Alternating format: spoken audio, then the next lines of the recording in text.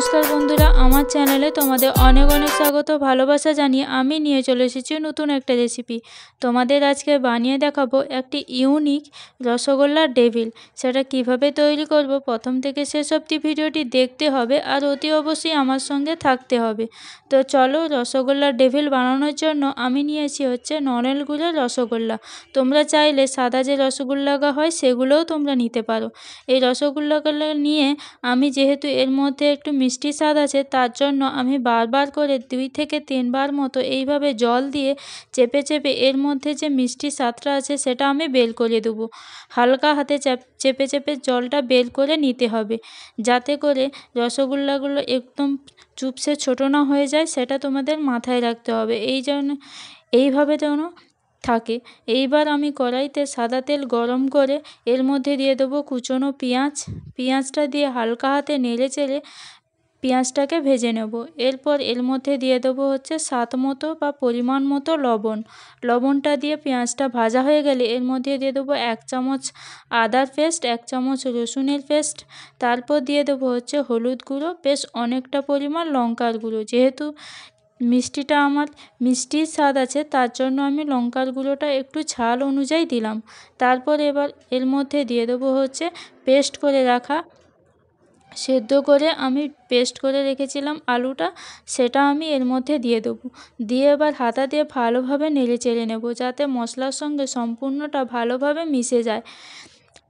দেখো, ভালোভাবে মিশে যাওয়ার পর আমি এর মধ্যে দিয়ে দেবো হচ্ছে রোস্টেড জিরে গুঁড়ো আর রোস্টেড গরম মশলা গুঁড়ো দিয়ে এবার হাতা দিয়ে নেড়ে চেড়ে নেব, যাতে মশলাটা সুন্দরভাবে মিশে যায়।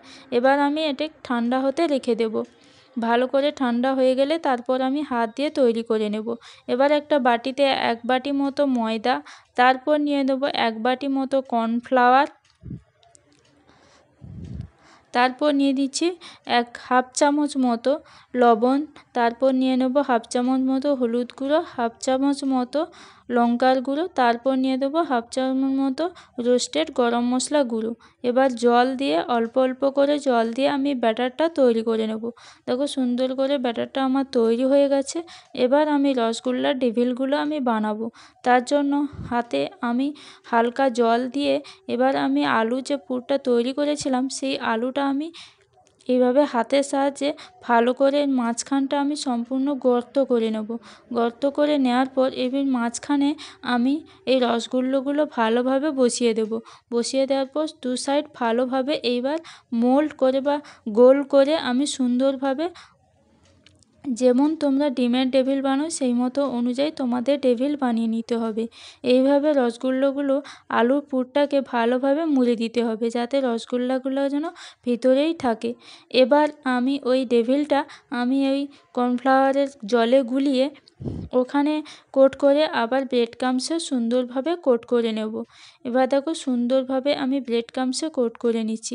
প্রত্যেক কটা আমি এইভাবেই তৈরি করে নেব। তোমরা এই রসগোল্লার ডেভিলটি বানিয়ে খেও, আশা করি তোমাদের প্রত্যেকের খুব ভালো লাগবে। ভালো লাগলে লাইক, কমেন্ট এবং শেয়ার করে দিও। এটি একটি ইউনিক রেসিপি।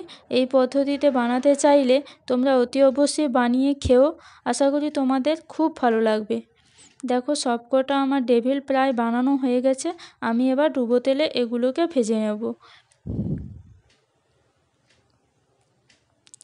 ব্রেড ক্রাম্বসে কিন্তু ভালো করে কোট করতে হবে, না হলে কিন্তু যখন তেলে ছাড়বে তখন কিন্তু আলুটা বেরিয়ে গেলে হবে না।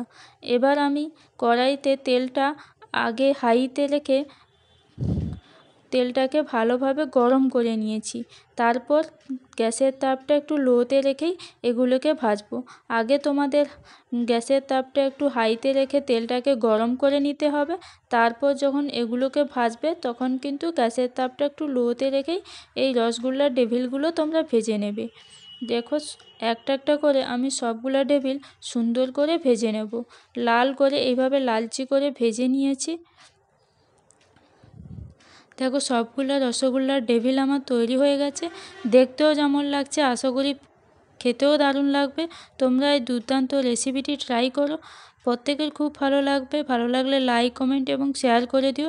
আর নতুন নতুন ভিডিও পেতে অতি অবশ্যই আমার চ্যানেলটিকে সাবস্ক্রাইব করে রাখো। ভালো থেকো, সুস্থ থেকো, আর দেখা হচ্ছে পরের ভিডিওতে।